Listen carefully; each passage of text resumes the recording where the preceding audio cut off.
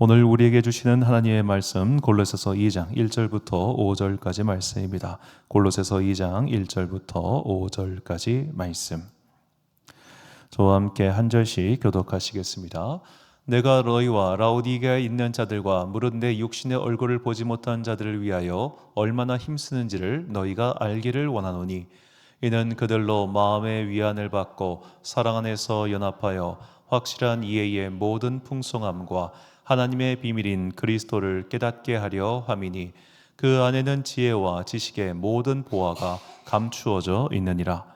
내가 이것을 말함은 아무도 교묘한 말로 너희를 속이지 못하게 하려 함이니, 함께 있습니다. 이는 내가 육시로는 떠나 있으나 심령으로는 너희와 함께 있어 너희가 질서 있게 행함과 그리스도를 믿는 너희 믿음이 굳건한 것을 기쁘게 봄이라. 아멘. 알수록 알기 쉬운 성경 세계사 마지막 총정리 시간, 성경의 풍성함을 알아가자라는 제목으로 함께 말씀을 나누도록 하겠습니다. 저도 얼마 전에 그냥 기사로 봤는데, 아마존 프라임이라고 하는 미국의 그 OTT에서 다윗의 왕국이라고 하는 새로운 드라마가 제작돼서 지금 방영 중에 있다는 소식을 들었습니다. 꽤 시청률이 높긴 하지만 평가는 좀 안 좋은 것 같은데, 짤막한 장면만 봤습니다. 이 다윗과 골리앗이 싸우는 장면이 시즌 1의 마지막 장면인 것 같던데, 골리앗이 창을 던지고 다윗이 그것을 피해가지고 골리앗을 쓰러뜨리는 게 시즌 1의 마지막 장면이더라고요. 자, 이런 드라마를 보거나 이런 류의 만화를 보면 이것이 성경의 기록과는 상당히 차이가 있다는 것을 우리는 금세 알 수 있지요. 이런 것들은 모두가 다 창작자의 상상력의 산물인 겁니다. 자, 그런데 성경을 읽지 않고 우리가 이런 류 성경에 관련된 만화, 애니메이션 그런 걸 보면 우리가 성경의 내용을 더 잘 이해하는 게 아니라 오히려 혼란함이 가중될 때가 참 많지요. 저희 어머니께서는 어렸을 때 이제 성경 만화를 사다 주셨어요. 그런데 그 성경 만화가 어떤 만화였냐면, 완결된 성경 만화가 아니라 그때까지만 해도 출간 중인 성경 만화였습니다. 저는 글을 초등학교 들어가서 배웠어요. 그래서 어렸을 때는 글을 읽을 줄 몰라가지고 그때 이제 막내 이모한테 쫄라가지고 막내 이모 보고 이거 읽어달라고 그렇게 해서 그때 성경 만화를 읽었었는데, 만화를 읽다 보니까 다음 편이 궁금해지잖아요. 다음 편이 궁금하니까 성경을 읽고 싶은데 성경은 또 모르는 그런 상황에서 다음 편 내용이 너무너무 궁금했어요. 그때 봤던 성경 만화의 주인공들의 모습이 몇 살 때예요? 6살, 7살 때인데도 아직까지도 생각이 나요. 왜 그런 내용이 생각이 나냐면, 그때 그 만화책에 기록된 성경의 묘사가 막상 제가 성경을 공부하면서 읽어보니까 틀렸다는 것을 알았기 때문입니다. 그 만화책에, 적어도 제가 봤던 그 만화책의 많은 묘사는 성경의 기록에 봤을 때 오류가 많습니다. 그 오류가 많은 이유는 그 만화를 그리는 사람이 이야기 스토리가 되게끔 하려다 보니까 없는 걸 넣기도 하고, 혹은 캐릭터의 변화를 이렇게 자기 상상 속에 줬던 거예요. 아직도 기억나는 게 대표적으로 모세가 출애굽을 이끌 때는 모세 머리가 검은색이었다가 모세가 죽을 때쯤 되니까 그 캐릭터 머리 색깔이 하얀색으로 바뀌어요. 그러니까 나름대로 그 만화의 작품을 만든 사람 입장에서는 그 시대의 변화를 준 거죠. 그런데 모세가 출애굽을 이끌 때 이미 80입니다. 이미 그때 아마 그는 머리가 호호 할아버지였을 거예요. 대표적으로 찰튼 헤스턴이 주연했던 그 영화 유명한 거 10개를 보면 그 내용이 전부 다 사실은 각색이죠. 그래서 그것만 보면 성경과 많은 것이 다르다는 것을 우리가 알 수 있지 않습니까? 그러니까 성경을 보면서 그 영화를 보면 재밌게 볼 수 있지만, 만약 성경을 보지 않고 그 영화만 보면 우리는 성경의 내용을 오해하기 십상이라는 거죠. 그래서 우리가 성경을 배워야 할 필요가 있는 겁니다. 자, 이 성경 배경사를 연구 혹은 공부해야 하는 이유는 성경의 배경, 시대와 문화와 인물 등을 이해하면 그 이야기가 더욱 분명하게 그리고 풍성하게 다가오기 때문이죠. 이것은 궁극적으로는 성경의 자의적인 해석, 즉 자기 마음대로 해석하는 것을 방지하기 위해서입니다. 자, 우리는 은연중에 성경의 자의적인 해석을 굉장히 많이 듣고 있습니다. 대표적인 것이 우리가 오늘 새벽에도 간단히 말씀을 드렸지만, 다니엘이 그 왕궁에 있으면서 왕의 음식을 거절했던 이유는 그 음식이 이방 우상에게 바쳐진 제물이었기 때문이 아닙니다. 그 음식이 유대교 정결 예식과 맞지 않는 음식이었기 때문에 거절하는 거지, 우상의 제물에 쓰였다는 기록 자체가 없어요. 그 이유는 이제 옛날에 이제 많은 목사님들이 일단은 성경 자료가 부족했어요. 예전의 목사님들 같은 경우는 어쩔 수 없었죠. 그러니까 우리가 예전 목사님들보다 성경을 많이 한다고 해서 신앙이 더 좋은 건 아닙니다. 그분들의 때에는 그분들이 그 말씀을 갖고 치열하게 싸우던 때가 있었기 때문에 적게 알았다고 해서 절대로 무시해서는 안 됩니다. 자, 여하튼 그 시대에는 뭐 주석도 없고 뭐도 없고 하다 보니까 성경 안에서 관주라고 하죠. 이 본문과 이 본문을 연결시켜서 해석하는 게 일반적인 해석 방법이었어요. 자, 다니엘이 음식을 거절한 걸 어디서 해석을 했느냐? 사도행전에서. 우상에게 바쳐진 음식을 먹지 말라, 이걸 연결해 가지고 아마도 다니엘 또한 우상에게 바쳐진 음식이었기 때문에 먹지 않았을 것이다라고 그렇게 해석을 합니다. 그런데 그 시대의 어떤 것들, 뭐 그 시대뿐만 아니라 로마 시대까지 쭉 했을 때 우상에게 바쳐진 제사 음식, 이것을 사람들이 먹었다고 하는 뚜렷한 근거가 없어요. 뚜렷한 근거가 없어요. 그럴 거라고 추정하는 거죠. 자, 우리가 고기를 도축하는 과정을 봤으면 다 알겠지만 생고기를, 그냥 짐승을 그대로 태운 고기는 먹을 수가 없습니다. 냄새부터 시작해서 그의 털채로 다 태웠잖아요. 먹을 부위가 나오지도 않아요. 우리가 보통 먹는다고 하는 것은 기본적으로 가죽을 벗긴 다음에 먹을 수 있는 겁니다. 최소한 털은 뽑아야 될 거 아니에요. 생닭도 털 뽑아서 먹을 수 있는데 그 짐승 같은 거를 어떻게 그 채로 받쳐진 거를 먹겠습니까? 혹은 뭐 제사장들이 그 바치기 전에 다 그냥 털 뽑고 뭐 했겠어요? 우유에 담가가지고. 그런 걸 과정을 생각해 봤을 때 실제로 제물로 바쳐진 거에서 제사장이라든지 함께 참여한 사람들이 먹을 수 있는 분량은 굉장히 적었을 거예요.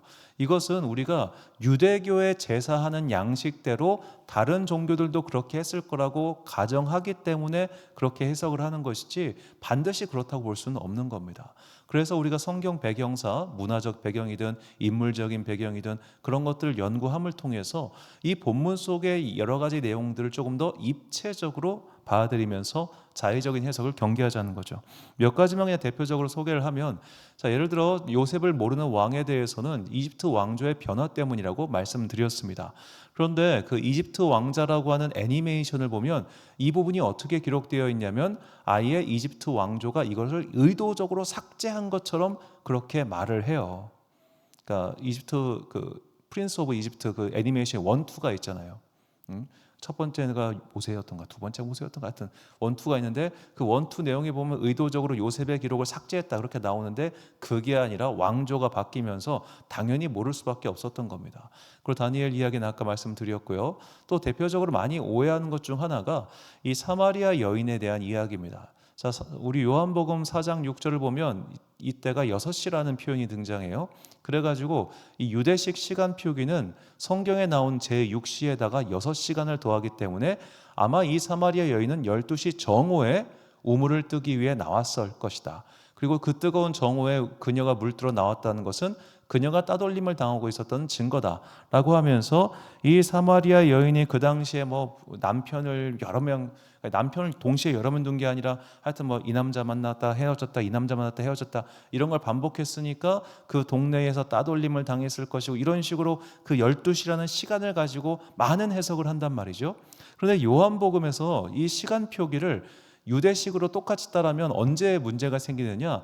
예수님께서 십자가에 달린 시간대가 달라져요. 요한복음에 보면 나중에 요한복음 19장에 본디오 빌라도가 예수를 못 박았는데 때는 제6시라라고 나옵니다. 6시라. 그러면 이 유대식으로 표기를 하면은 12시에 정오에 예수님을 못 박은 거잖아요. 그럼 공관복음서의 기록보다 훨씬 뒤에 3시간 뒤에 예수님의 사형 집행이 이루어졌다고 하는 거니까 이게 시간대가 안 맞는단 말이에요. 그래서 요한복음을 해석을 할 때 요한복음 자체가 이미 예루살렘이 다 무너진 상태에서 쓰여진 복음서였기 때문에 로마식 시간 표기에 익숙한 독자들을 위해서 로마식 시간 표기로 썼다라고 하는 것이 최근에 학계의 의견입니다.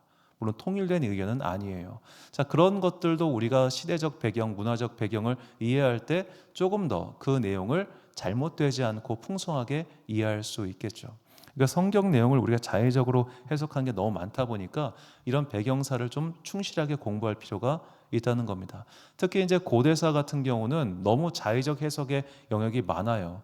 대표적으로 이 지역에선 별로 유명하지 않은 이단인데 대전에서 굉장히 유명한 증산도라고 하는 사이비가 있습니다. 자, 증산도 같은 경우는 이제 어떻게 보면 당군 왕검을 아주 그냥 하고 우리 민족의 특별한 어떤 신적인 막 그런 게 있다고 하면서, 자, 바벨론은 어떤 수메르 문명 자체가 이 고조선의 한 일맥이었던 수맥판과 거기가가 개척을 한 곳이다. 그러니까 이 단군 왕검의 후손이, 이 단군 왕검의 이 고조선이 너무너무 위대한 나라여가지고 그 위대한 나라가 서쪽으로 가다가 마침내 수메르 지역에 그 정착해가지고 그 문명을 접들었다. 그래서 그 수메르 문명 중 하나였던 아브라함이라고 하는 사람은 고조선의 피가 섞인 사람이다, 그렇게 말을 합니다. 얼마나 황당해요. 통일교 같은 경우도 그 동방박사가 신라 사람들이다, 첨성단에서 별 보고 따라갔다, 이렇게 주장을 한단 말이죠. 우리가 그런 황당한 이야기에 실제로 속아 넘어가는 분들도 계시는데 그런 것들을 방지하기 위해서라도 상식적인 차원에서 이런 것들을 배워두면 좋다는 겁니다.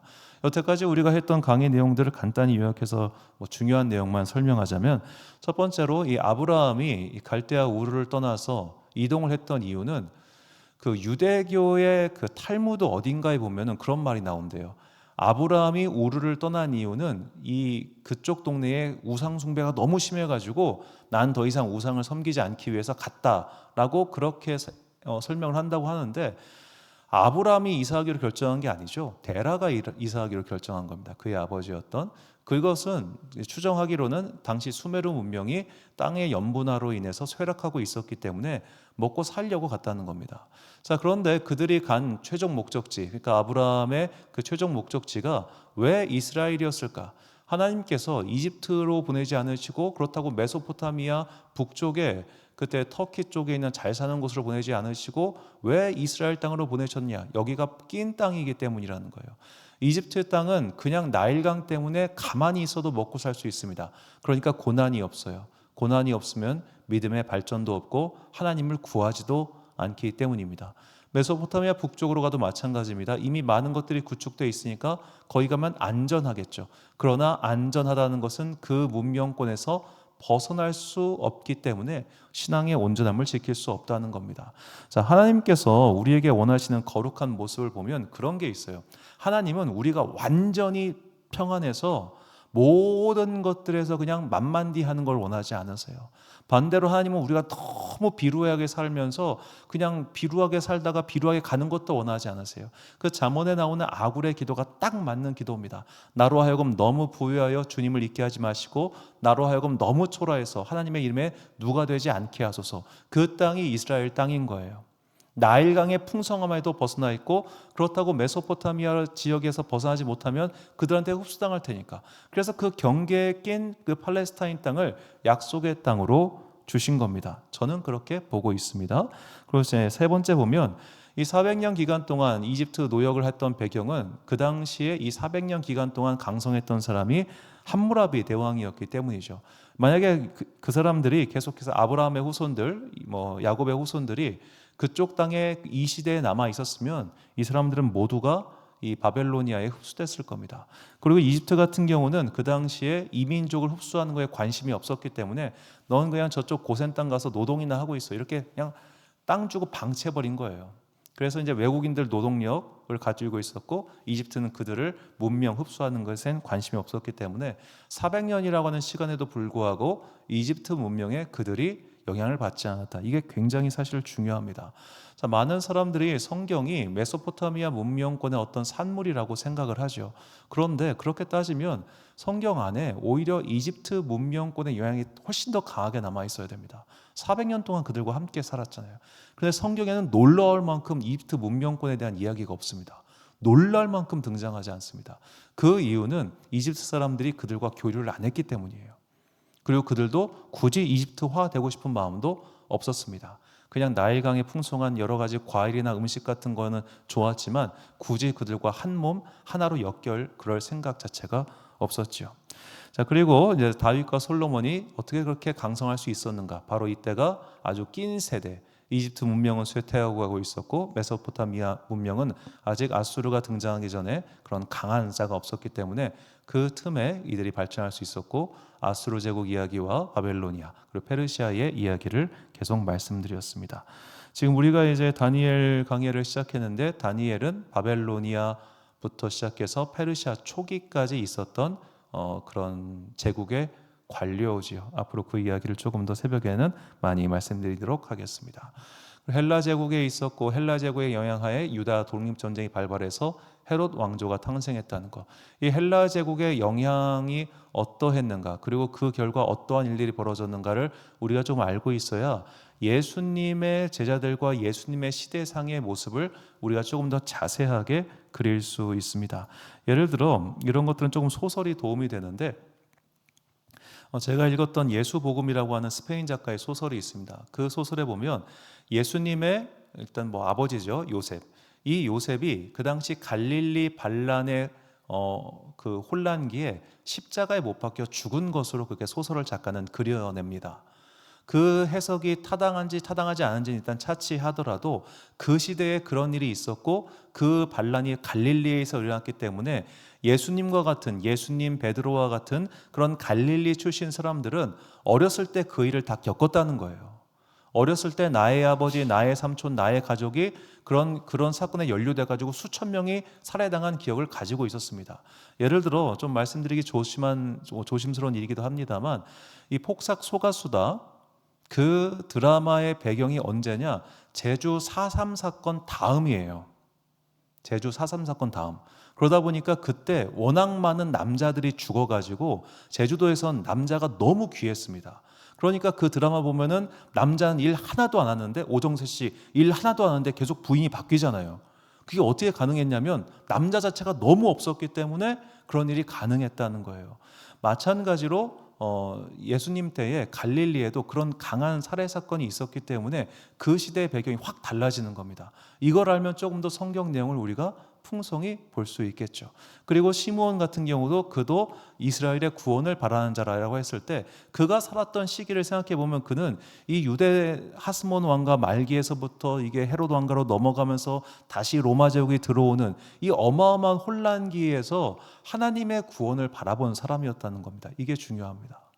자, 그런 어마어마한 혼란기에 정치적인 메시아가 등장해서 이 나라를 구원해 주소서, 이게 아니라 정말로 그래, 이 땅에서 왕국을 이루고 이 땅에서 정치체제를 새롭게 해가지고 이 땅에서 무언가가 이루어지길 바라는 것은 잘못된 거구나. 하나님의 구원을 바라보자. 그런 시므온의 태도가 그 당시에 굉장히 많은 사람들이 그걸 깨달았다는 거예요. 그래서 이런 깨달음이 랍비 전통으로 이어져서 사실 유대교 랍비들은 지금도 현실 정치에 관여하는 것을 좋아하지 않습니다. 왜냐하면 어차피 이 현대 이스라엘이 건국됐던 건국되지 않았던 우리는 역사의 끝에 최종 완성될 하나님 나라를 기다리는 사람들이기 때문에 이런 나라가 있건 말건 그들은 크게 관여하지 않는다는 게 현대 정통 랍비들의 태도예요. 그래서 이 현대 이스라엘을 건국한 사람들은 사실 정치적 유대인 집단이기 때문에 신앙적 유대교인들은 아니라는 것을 우리가 조금 구별해서 알 필요가 있습니다. 그러지 않으니까 우리는 자꾸만 현대 이스라엘 그리고 현대 유대인들이 이룬 업적을 그들이 믿음 생활을 잘해서 거둔 것처럼 그렇게 오해하고 착각할 때가 참 많아요. 그게 아니에요. 오히려 그렇게 지금 믿음 생활을 철저하게 하고 분별되게 산 사람들은 현대 이스라엘 그 사람들 중에서 몇 퍼센트 되지 않는다고 합니다. 참고로 이 사람들은 군복무를 거부합니다. 그렇게 어떤 특정한 정치 집단을 위해서 우리가 사용하는 것은 하나님의 말씀에 비춰볼 때 옳지 않다고 여기기 때문에 정통 랍비 유대교인들은 군복무를 거부해요. 그래서 참 재미있는 얘기예요. 그만큼 우리가 이 성경과 그리고 그 다 이야기들을 너무 자의적으로 해석하거나 오해하고 잘못 적용하는 것들이 많다는 거죠. 자, 이런 것들이 많으면 뭐가 문제가 되는가? 아는 사람들한테 조롱당한다는 겁니다. 실제로 많은 목사들의 설교는 요즘 같은 경우는 요즘은 참 그런 분들이 많아졌는데 아랍 문화권을 전공한 사람들이거나 혹은 현대 이스라엘 역사를 전공한 사람들이 요새는 유튜브도 많이 하세요. 그리고 중동 지역이 시끄러워지면서 이런 것들에 관심을 가진 분들이 그런 콘텐츠를 많이 보세요. 그런 사람들이 그 콘텐츠를 보거나 들은 뒤에 목사의 자의적인 해석의 설교를 들으면 우리 목사님 공부 좀 하셔야지, 이 말이 절로 나올 거란 말이죠.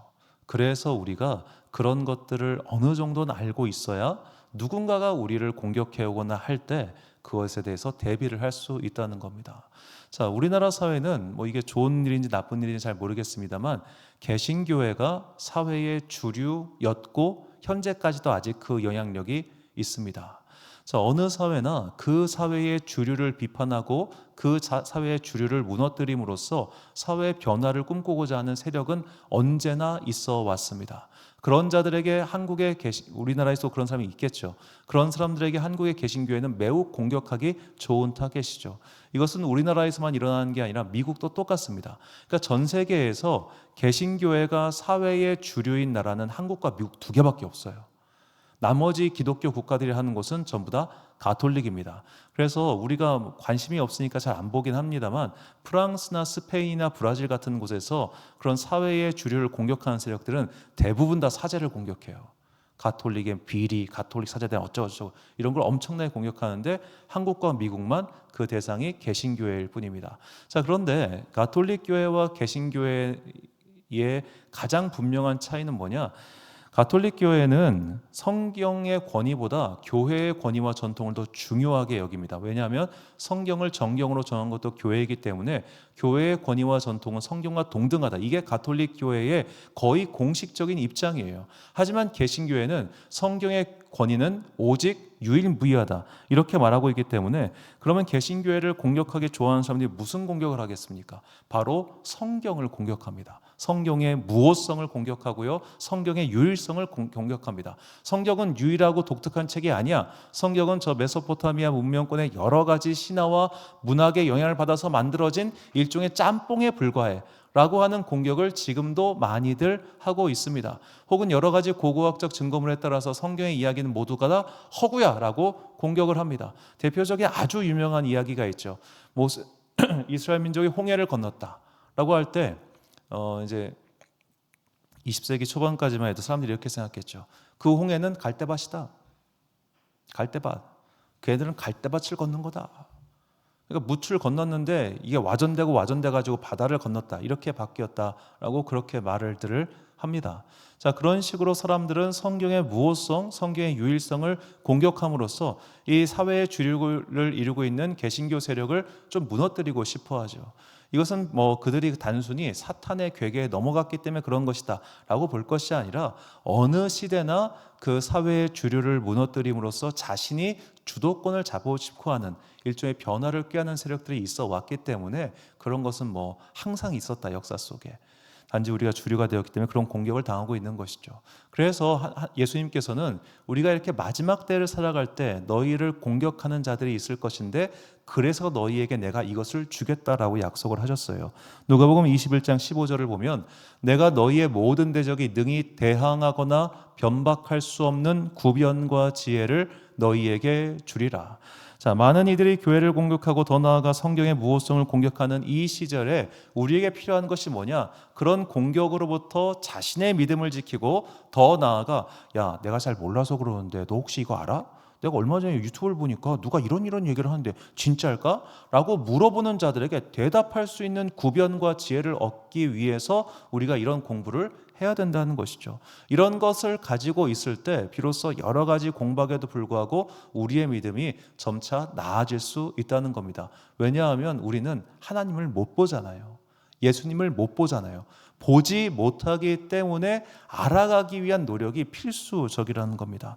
오늘 본문에서 사도 바울은 이렇게 이야기를 합니다. 1절과 2절을 보니까 내가 너희와 라우디게에 있는 자들과 무릇 내 육신의 얼굴을 보지 못한 자들을 위하여 얼마나 힘쓰는지를 너희가 알기를 원하노니 이는 그들로 마음의 위안을 받고 사랑 안에서 연합하여 확실한 이해의 모든 풍성함과 하나님의 비밀인 그리스도를 깨닫게 하려 함이니.